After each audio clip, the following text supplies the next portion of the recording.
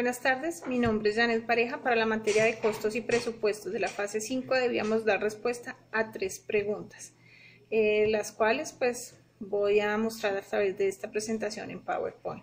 La primera pregunta que nos dicen desarrollemos debe ser ¿cuál considera usted es la importancia de la gestión de los costos en una organización?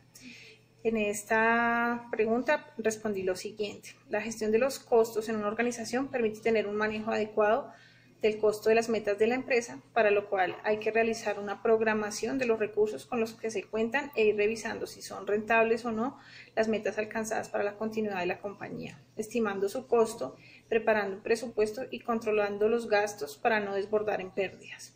Además, la gestión de costos es fundamental para la toma de decisiones de alta gerencia. La segunda pregunta se subdivide en varios puntos. Uno de estos puntos es debíamos definir el sistema de costeo. La contabilidad de costos nos ofrece información real y concreta de todos los costos y gastos que tiene una empresa para producir. Establecer el costo de un producto sirve para tener control sobre la producción, la venta del producto, la administración y la financiación del mismo. El costo es el valor que se paga para la obtención de bienes o servicios. El costo provoca una reducción de activos. Los costos de una empresa se relacionan con las actividades que se realizan a diario. Al realizar una contabilidad de costos, se evalúa el trabajo administrativo y gerencial. Siempre es necesario comparar los ingresos de la empresa y los costos que se hayan proyectado previamente. Lo segundo que debíamos responder sobre el punto 2 es el sistema de costos por órdenes. Este sistema se caracteriza por lo siguiente. Se utiliza principalmente en empresas que elaboran mediante órdenes de producción. La producción se realiza bajo órdenes o solicitudes. Se caracteriza porque cada uno de los costos incurridos dentro del proceso productivo se puede asignar directamente con el producto y por lo tanto se le asigna a la orden de trabajo que lo genera. También se emplea el sistema de órdenes de trabajo cuando el tiempo requerido para fabricar una unidad de producto es relativamente largo y cuando el precio de venta depende estrechamente del costo de la producción, como por ejemplo la producción de vinos y de quesos. El costo unitario se obtiene al efectuar el cociente entre la liquidación de la orden de producción con el número total de unidades resultantes de la orden. El documento de contabilidad que se usa en el sistema de costeo de los pedidos es llamado hoja de costos de trabajo. Otro punto que debíamos resolver era el costo basado en actividades. Este se caracteriza porque se incluyen dentro del costo del producto tanto los costos de producción como los gastos administrativos y ventas incurridos. También permite el cálculo de un costo por producto o servicio más cercano y útil para la toma de decisiones y no es una metodología válida de acuerdo con la normatividad vigente, por lo que su campo de acción es netamente administrativo y no contable. Otro sistema que debíamos definir era el de costos por protocolos. Técnicamente frecuentemente utilizado, permite identificar el estándar de consumo de un determinado procedimiento. Es una herramienta que se aplica para el costeo con el costeo ABC, que es el de la actividad, la generadora de costos y los productos que consumen actividades, al momento de calcular los costos reales y comparar las variaciones.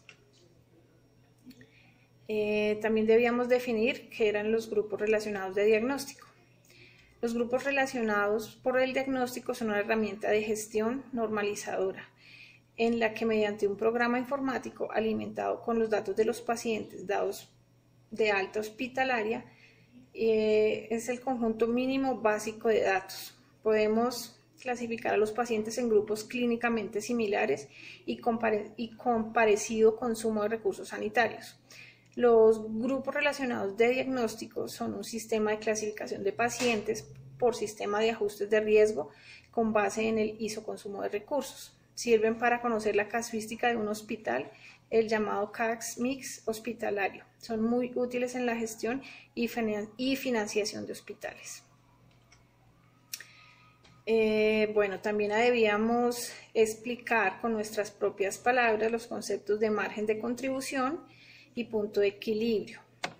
Para margen de contribución, definir lo siguiente: son los costos de venta de la empresa con los cuales se cubren los costos variables del resultado de esta operación, se cubren los costos fijos y con lo que queda finalmente se llega al valor de las utilidades, que eso es lo que se determina la viabilidad de la empresa para los inversionistas. Para el punto de equilibrio, definir lo siguiente: hace referencia al nivel de ventas en donde los costos variables y fijos se encuentran cubiertos, es decir, no hay pérdidas ni ganancias extras. Por eso es necesario tener claridad desde un principio respecto a las metas, objetivos, entradas y salidas de costos que se deben alcanzar y contener, esto con el ánimo de generar mayores ingresos. Bueno, en el punto 3 nos piden que expliquemos cómo elaboramos el presupuesto de la fase anterior y que indicáramos cuál es el punto de partida para la elaboración del presupuesto general de una organización. Bueno, ¿cómo elabora el presupuesto? Lo organiza en 4 puntos. En el primer paso realicé la lectura del anexo del taller, revisé punto por punto de la información que nos estaban pidiendo para poder tener claridad de la información que debíamos proyectar. El paso 2 que realicé fue la búsqueda en internet para obtener claridad sobre lo que debía tenerse en cuenta al momento de liquidar la carga prestacional y la seguridad social. Como un tercer paso, realicé algunos pequeños avances en Excel eso fue antes de la web conference, porque hasta ahí pues todavía iba como un poco perdida. Una vez que asistí a la web conference, entonces pues aclaré bastantes dudas, lo que me permitió avanzar con mayor seguridad hasta el presupuesto de egresos. Posterior a ello pues tuve que pedir apoyo a la tutora con el presupuesto de seguridad y salud en el trabajo, porque ese sí me generó muchísimas dudas, por más que investigaba no lograba tener claridad qué era lo que debía liquidar. O sea, tenía muchas dudas porque encontraba muchas cosas, pero no estaba segura de lo que estaba realizando. Entonces, bueno, ya ahí la tutora me contestó, me guió con algunos ejemplos, y adicional a eso, mi compañera Astrid subió el presupuesto de ella, y ya con esas 2 claridades fue más sencillo elaborar mi presupuesto de seguridad y salud en el trabajo, que fue como para mí el más complicado. A medida que fui avanzando con cada presupuesto, pues lo fui enviando al foro, así que ahí me iba guiando con base en lo que la tutora me respondía, así que hasta ahí fue sencillo, en realidad. ¿Qué más les cuento? Bueno, de pronto tuve ahí como dificultades cuando hacía las proyecciones para el 2020, pero pues también a medida que iba haciendo cada ejemplo y me iban corrigiendo, pues fue sencillo ya presentarlo. Y como último punto de esta tercera pregunta, que nos dicen cuál es el punto de partida para la elaboración del presupuesto general de una organización. Considero que el punto de partida debe ser tener la claridad de las metas y los recursos con los que vamos a contar en la compañía para poder cumplir con los objetivos de la empresa, y estas metas pues deben darse desde el punto de vista financiero en actividades ejecutadas y por cumplir.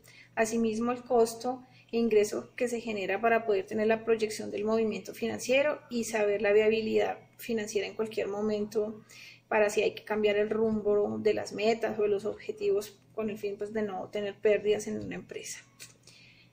Bueno, muchísimas gracias.